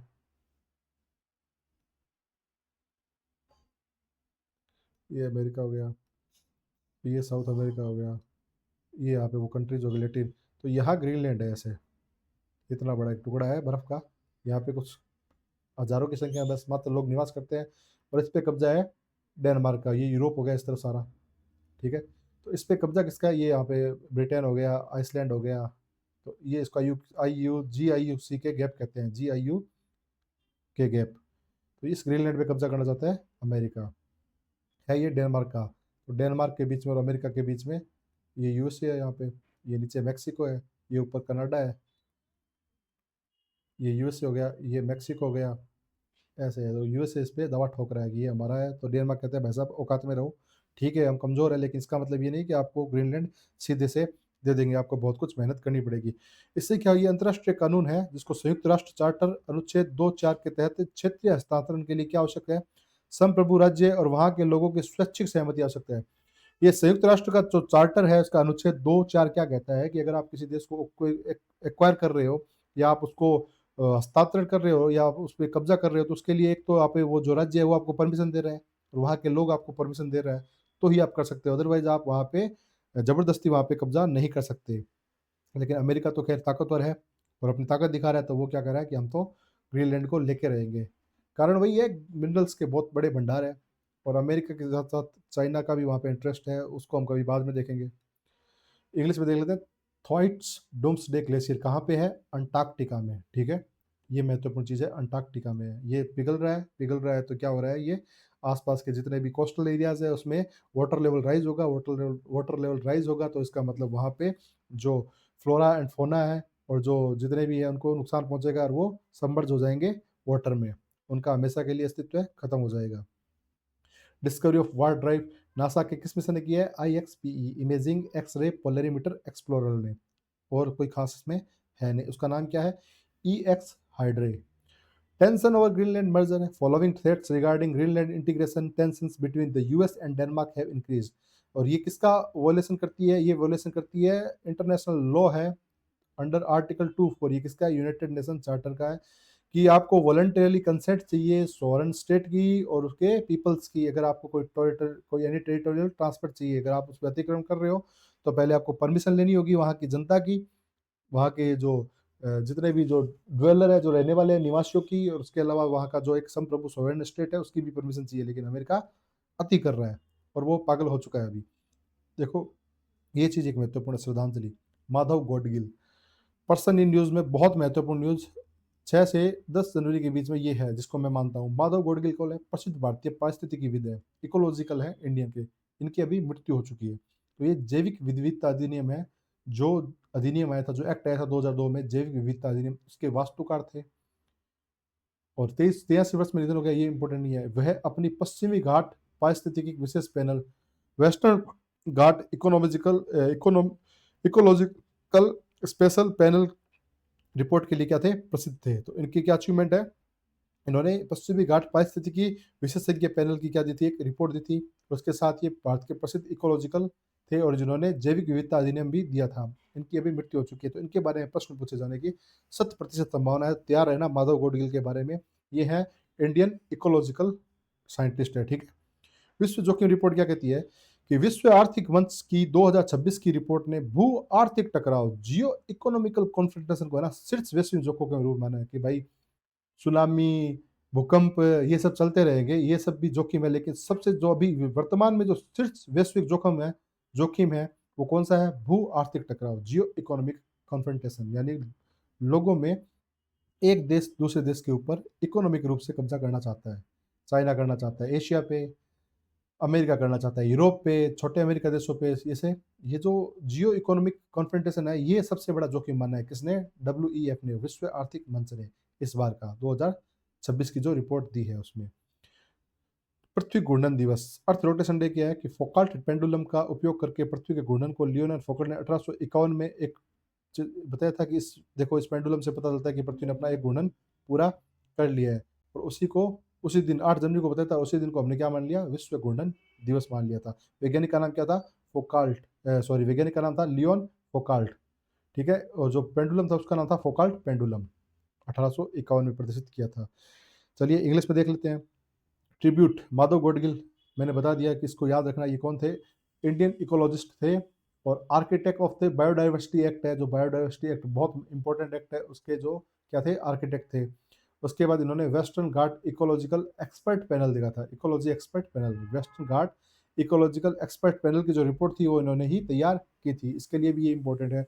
वर्ल्ड रिस्क रिपोर्ट में सबसे बड़ा रिस्क किसको बताया है? इस बार डब्ल्यूईएफ ने, वर्ल्ड इकोनॉमिक फोरम ने, इस बार का जो सबसे बड़ा रिस्क बताया है 2026 के लिए, वो है जियो इकोनॉमिक कन्फ्रंटेशन, जो अभी फिलहाल यूएसए और चाइना कर रहे हैं अपने पड़ोसी देशों के साथ या आसपास के देशों को कैप्चर करने की कोशिश कर रहे हैं। जैसे मैक्सिको को कर लिया, वेनेजुएला को कर लिया, ग्रीनलैंड को भी कर रहा है अपने इकोनॉमिक हितों की पूर्ति के लिए, इकोनॉमिक बेनिफिट्स के लिए। ये सबसे बड़ा जोखिम या सबसे बड़ा क्या है? रिस्क है। कौन देता है ये खबर? ये रिपोर्ट कौन पब्लिश करता है? World economic forum. तो वर्ल्ड रिस्क रिपोर्ट कौन पब्लिश करता है, इस बात को ध्यान रखना, WEF, world economic forum. Earth rotation day है, ये एक लियोन फोकाल्ट नाम के साइंटिस्ट थे जिन्होंने अपने एक फोकाल्ट पेंडुलम से बताया था कि इस पेंडुलम के माध्यम से, देखो ये पेंडुलम घूम रहा है ऐसे ऐसे, इस पेंडुलम ने जैसे जितने 7 चक्कर लिए तो पृथ्वी अपना एक रोटेशन पूरा करती है। तो उसी को 8 जनवरी को बताया था और 1851 में उसी को हमने अर्थ रोटेशन डे के रूप में मना लिया है। आगे बढ़ते हैं खबर की ओर। ईयू मर्कासुर, मर्कासुर व्यापार समझौता। मर्कासुर देखो एक दक्षिणी अमेरिकी व्यापार का ब्लॉक है, एक संघ है मर्कासुर, दक्षिणी अमेरिका, जो साउथ अमेरिका कंट्री है उनका एक, जिसमें अर्जेंटीना, ब्राजील, पराग्वे और उरुग्वे आते हैं। इनके साथ यूरोपियन संघ के 27 में से 21 देशों ने क्या कर लिया है? इस पे व्यापार के साथ समझौता कर लिया है कि हम आपके साथ एफटीए करेंगे, फ्री ट्रेड एग्रीमेंट करेंगे। यानी कि यूरोपीय संघ में जितने 27 देश हैं उनमें से 21 देशों ने मर्कासुर में कौन कौन से आ गए? अर्जेंटीना, ब्राजील, पराग्वे और उरुग्वे, एबीपीयू, ठीक है। अर्जेंटीना, ब्राजील, पराग्वे और उरुग्वे, इन्होंने शामिल हो गए हैं। ये इनके साथ व्यापार, यूरोपियन संघ के 27 में से 21 देशों ने एफटीए के लिए एग्रीमेंट कर दिया है, फ्री ट्रेड एग्रीमेंट, मुक्त व्यापार समझौता, कि आप हमारे ऊपर जितना टैक्स लगाओगे तो हम उतना आप पे लगा देंगे, आप नहीं लगाओगे तो हम भी नहीं लगाएंगे। ये होता है फ्री ट्रेड एग्रीमेंट। मतलब कोई प्रकार का फालतू का अनावश्यक टैरिफ ना लगाना, जैसे ट्रंप लगा रहा है सबके ऊपर। ऑपरेशन सदर्न स्पीयर क्या है? अमेरिका सेना ने कैरिबियन सागर में तिमोर लेस्ते के झंडे वाले तेल टैंकर को जब्त कर लिया है। यह नाकेबंदी के तहत 5वां टैंकर था। तो ऑपरेशन सदर्न स्पीयर अमेरिका के द्वारा चला गया है। बात याद रखने वाली है कि ऑपरेशन सदर्न स्पीयर किसके द्वारा चलाया गया है? अमेरिका के द्वारा। और इसके साथ कैरिबियन सागर में तिमोर लेस्ते के झंडे वाले टैंकर को गिरफ्तार कर लिया। ये इतना इंपॉर्टेंट नहीं है, बस इतना ध्यान रखना है। ऑपरेशन सदर्न स्पीयर क्या है? अमेरिका के द्वारा चलाया गया एक है, जहाँ पे कैरिबियन सागर में वो निगरानी रख रहा है। सूडान मानवीय संकट क्या? डब्ल्यूएचओ ने 9 जनवरी को सूडान संघर्ष को 1000 दिन पूरे होने पर रिपोर्ट जारी की है। इसे दुनिया का सबसे बड़ा विस्थापन और मानवीय संकट बताया। ये इंपॉर्टेंट न्यूज़ है, देखो। डब्ल्यूएचओ ने, वर्ल्ड हेल्थ ऑर्गेनाइजेशन ने बताया है कि सूडान में जो मानवीय संकट चल रहा है, अभी भी चल रहा है। 1000 दिन हो गया, यानी लगभग उसको 3 साल से ऊपर होने को है। 3 साल मान सकते हो आप, 3 साल होने को आए हैं और अभी भी वो संघर्ष चल रहा है। इसे दुनिया का सबसे बड़ा विस्थापन, यानी लोग वहाँ पे परेशान हो गए, वहाँ से निकल गए, और मानवीय संकट बताया गया है, जहाँ 33.7 मिलियन लोगों को सहायता की आवश्यकता है। ठीक है, 33.7 इंटू 10 लाख कर लो आप इसको 10 लाख करोगे ना तो ये जीरो हट जाएगा। 337 लाख लोग 337 लाख लोग वहाँ से विस्थापित हो चुके हैं, उनको सहायता की आवश्यकता है इस कॉन्फ्लिक्ट के द्वारा। तो इसको क्या बताया है?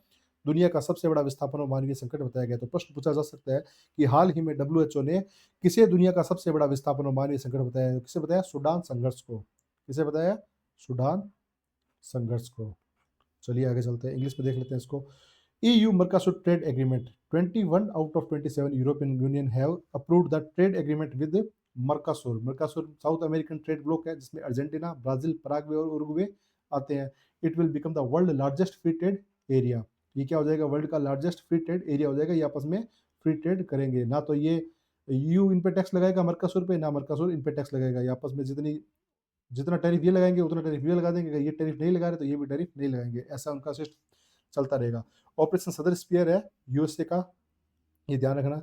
और यूएसए क्या करता है? इसमें कैरिबियन सी पे अपनी सर्विलेंस के लिए ये उसने चला रखा है। और इसमें तिमोर लेस्ते फ्लैग वाले जो ऑयल टैंकर को कर लिया, ये सब इतना इंपॉर्टेंट नहीं है। सूडान ह्यूमैनिटेरियन क्राइसिस, ये वर्ल्ड का सबसे बड़ा, इसको वर्ल्ड हेल्थ ऑर्गेनाइजेशन ने डिस्क्राइब किया है कि world largest displacement and humanitarian crisis है। तो where 33.7 million people require assistance, उनको सहायता की आवश्यकता है। 337 लाख, सॉरी लैक को इंग्लिश में ऐसे लैक ऑफ पीपल, इनको असिस्टेंट की क्या सहायता है? इनको नीड है, इनकी हेल्प की जानी चाहिए। और ये डब्ल्यूएचओ ने इसको वर्ल्ड का सबसे बड़ा लार्जेस्ट डिस्प्लेसमेंट और ह्यूमैनिटेरियन क्राइसिस बताया है। ये प्रश्न पूछा जा सकता है, इसकी संभावना काफ़ी ज़्यादा है। विश्व हिंदी दिवस। विश्व हिंदी दिवस, हिंदी भाषा को वैश्विक स्तर पर मान्यता देने के लिए 10 जनवरी को क्या मनाया जाता है? विश्व हिंदी दिवस। ध्यान रखना, ये राष्ट्रीय हिंदी दिवस है ना, इससे अलग है। राष्ट्रीय हिंदी दिवस मनाते हैं 14 सितंबर को, और विश्व हिंदी दिवस में कब मनाया जाता है? 10 जनवरी को। इस बात का ध्यान रखना, विश्व हिंदी दिवस 10 जनवरी को मनाया जाता है, और हमारा राष्ट्रीय जो हिंदी दिवस है वो 14 सितंबर को मनाया जाता है। इस बार फोकस क्या है 2026 का? पारंपरिक ज्ञान और आर्टिफिशियल इंटेलिजेंस को जोड़ना। पारंपरिक ज्ञान है जो हमारा ट्रेडिशनल नॉलेज है, प्लस आर्टिफिशियल इंटेलिजेंस, इनको एक साथ करके हम कुछ अचीव कर सकते हैं, तो कर लीजिए। ये हमारा क्या इस बार का फोकस है। राष्ट्र संघ दिवस, लीग ऑफ नेशन डे। 1920 में लीग पहली बैठक की वर्षगांठ के उपलक्ष्य में 10 जनवरी को मनाया गया था। ये तो इतना खास नहीं है, 10 जनवरी को पहली बैठक हुई थी लीग की 1920 में। Not so important. ये इंपॉर्टेंट देखो, नई दिल्ली विश्व पुस्तक मेला, इसकी घोषणा के अनुसार 10 जनवरी को शुरू होने वाले इस मेले में कतर को तो गेस्ट ऑफ ऑनर है, हमारा गेस्ट ऑफ ऑनर कतर है, और स्पेन को फोकस कंट्री बताया गया है। तो नई दिल्ली में वर्ल्ड विश्व का पुस्तक मेला लगेगा, और इसमें जो कतर है, जो देश है कतर, QATAR, इसको तो हमने क्या बनाया है? Focus guest of honour. ये तो हमारे गेस्ट ऑफ ऑनर है, गेस्ट ऑफ ऑनर रहेंगे। और स्पेन को हमने क्या बना लिया? स्पेन को हमने बनाया फोकस कंट्री। ये इस पर हमारा क्या रहेगा? ध्यान रखेगा। तो स्पेन, ये प्रश्न पूछा जा सकता है कि हाल ही में कतर और स्पेन को किस रूप में क्या बनाया गया है नई दिल्ली के विश्व पुस्तक मेले के हिसाब से? तो कतर को बनाया गया गेस्ट ऑफ ऑनर और स्पेन को बनाया गया फोकस कंट्री। और भारत में अंतर्राष्ट्रीय रेगाटा 2026 केंद्रीय पतन, पोत परिवहन और जल मंत्री ने तमिलनाडु के समुद्री बुनियादी ढांचे और युवा समुद्री खेलों को बढ़ावा देने के लिए इसे लॉन्च किया है। रेगाटा का अर्थ क्या है? इसका मतलब है कि जो समुद्री बुनियादी ढांचे को बढ़ाएंगे और साथ ही युवा समुद्री खेलों को बढ़ावा दिया जाना चाहिए। ये किसने लॉन्च किया है? जलमार्ग मंत्री ने, केंद्रीय पतन, पोत परिवहन और जलमार्ग मंत्री ने। रेगाटा ध्यान रखना, रेगाटा का अर्थ हो गया, रेगाटा का मतलब इसी से हो गया कि समुद्री बुनियादी बुनियादी ढांचा और युवा समुद्री खेलों को बढ़ावा देना। ये इसका इंपॉर्टेंट मेन चीज़ हो गई। वर्ल्ड हिंदी डे, विश्व हिंदी भाषा दिवस, मैंने आपको बता दिया 10 जनवरी को मनाया जाता है। और इस बात का फोकस क्या होगा? लिंकिंग ट्रेडिशनल नॉलेज, टीके, यहाँ मैंने टीएन लिखा था क्या? टीके है, सॉरी, वो नॉलेज, ज्ञान, टीके, और आर्टिफिशियल इंटेलिजेंस को। और नेशनल हिंदी डे का पता है 14 सितंबर को, ये डिफरेंट है। वर्ल्ड हिंदी डे 10 जनवरी और नेशनल हिंदी दिवस का होता है 14 जनवरी को। League of the nation not so important. New Delhi world book fair है 2026, इसमें क्या गेस्ट ऑफ ऑनर कौन है? कतर, हमारा कतर है। और स्पेन को क्या माना है हमने? फोकस कंट्री, बस यही ध्यान दिन। और कहाँ है ये? दिल्ली में, न्यू दिल्ली में वर्ल्ड बुक फेयर। और इंडिया इंटरनेशनल रेगाटा क्या है? ये है promote maritime infrastructure and youth maritime sports. Maritime infrastructure को प्रमोट करना है और यूथ मेरीटाइम स्पोर्ट्स को भी प्रमोट करना है। ये रेगाटा है हमारा। 2025 MN45 एस्टेरॉयड, वैज्ञानिकों ने इसे नवनिर्मित एस्टेरॉयड को विश्लेषण में पाया गया है कि ये अपनी श्रेणी का सबसे तेजी से घूमने वाला एस्टेरॉयड है। तो ये पूछा जा सकता है कि ये चीज क्या है? N45 2025 MN45 क्या है? ये एस्टेरॉयड है और ये सबसे तेज घूमने वाला है, सबसे तेज अपनी श्रेणी पर सबसे तेज घूमने वाला क्या है? एस्टेरॉयड है। इसका व्यास कितना है? लगभग 500 मीटर से भी बड़ा व्यास है इसका। ऑस्ट्रेलिया हीट वेव है। World Weather Attribution WWA, World Weather Attribution के अध्ययन में बताया गया है कि जनवरी 2026 में दक्षिण पूर्वी ऑस्ट्रेलिया में आई भीषण हीट वेव जलवायु परिवर्तन के कारण 5 गुना अधिक संभावित हो गई थी। जो हीट वेव आई है ऑस्ट्रेलिया में देखो हर बार हीट वेव होता है, जंगलों में आग लग जाती है, अमेरिका में भी ऐसा होता है, ऑस्ट्रेलिया में भी ऐसा होता है। उसका एक कारण ये हीट वेव भी माना जाता है और ये जलवायु परिवर्तन के कारण ही आई है। जलवायु परिवर्तन, क्लाइमेट चेंज हुआ, अमेरिका इसको मान नहीं रहा, कोई क्लाइमेट चेंज नाम की चीज़ नहीं है, लेकिन यहाँ पे इसका इफेक्ट देखो 5 टाइम्स ज़्यादा, 5 गुना ज़्यादा अधिक संभावित हो गई थी ये हीट वेव।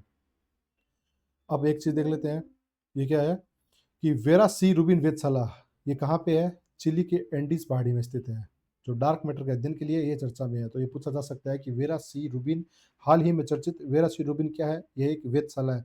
अगर ये दे दे आपको वेरा सी रूबिन वेधशाला, हाल ही में चर्चित वेरा सी रूबिन वेधशाला किस देश में है? तो कहाँ पे है? चिली में।